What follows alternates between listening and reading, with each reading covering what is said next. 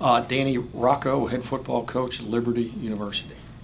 Well, I'm one of those guys that had the amazing privilege of growing up in a football family. My dad was my high school coach. We grew up in Pittsburgh, Pennsylvania.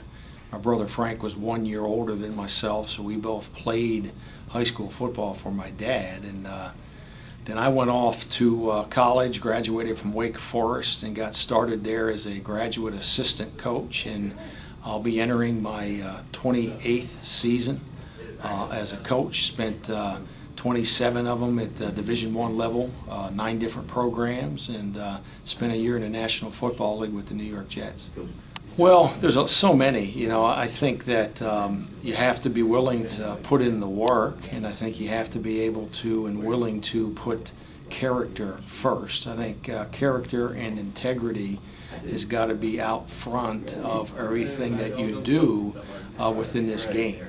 And if you were to compromise that, trying to find a shortcut in being successful, I think that it always finds its way to hurt your program and to minimize what you're trying to get done. So I think hard work, you know, putting value on working hard, paying a price, and then doing things the right way.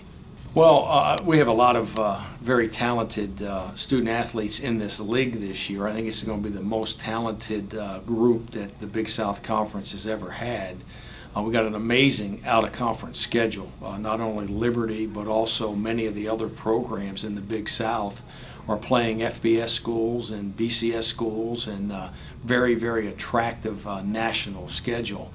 As for my program, I've got a lot of returning seniors and a lot of guys that have played a lot of really good football for us. We're on the quest to win our 5th consecutive conference championship. Last 4 years we have been able to win the conference either outright or a share, and being able to win it a 5th year in a row I think would be very, very special for our university. Well, I think anytime you win a conference championship, you have to earmark those games, you know. So we've had 4 years in a row we've been involved in a game that allowed us to secure conference championships. So those 4 wins were really big. We had a chance a couple of years ago to play Elon at the end of the year. Elon was ranked, I think, 14th in the country. Beat him at home 26-3, which was very monumental for our program to beat a team that was ranked that high. Beat Youngstown State in '07. Youngstown State had been a team that had won a couple of national championships. Beat them on the road 31-28.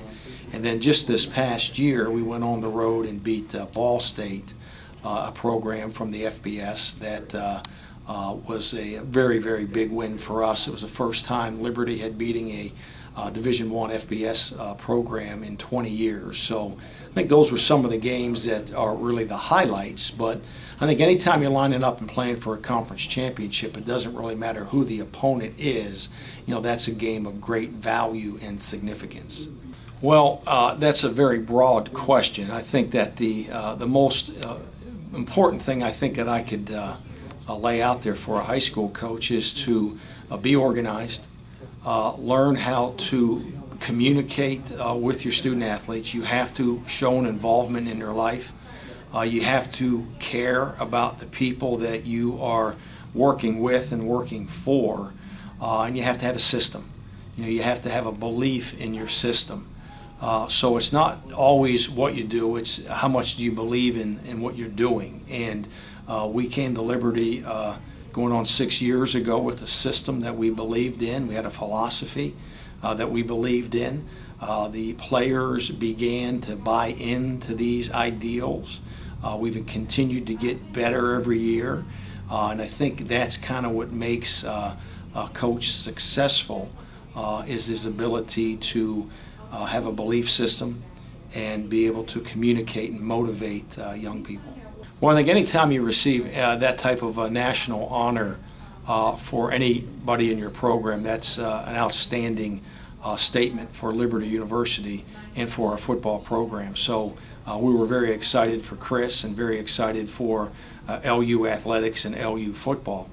I think that as Chris continues to gain strength and experience, I think that he is becoming a master of more and more aspects of playing his position. And early on in his career, he was kind of a deep ball threat, but he really wasn't much of a productive receiver as an underneath receiver or a screen receiver. Now he's got the ability and the strength to catch the ball underneath and kind of turn shorter catches into longer runs. So he's certainly becoming a much more complete athlete. Doc Steiner. If you come to Liberty to see a football game, have a meal over at Doc's Diner, I think that at LU it's almost mandatory to go to the football games. Our student body is really unbelievable in their support.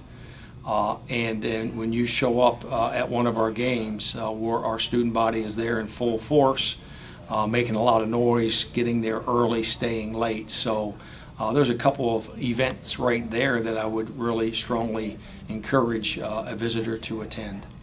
For Liberty, as we enter our 6th season, it's important for us to understand that our quest continues.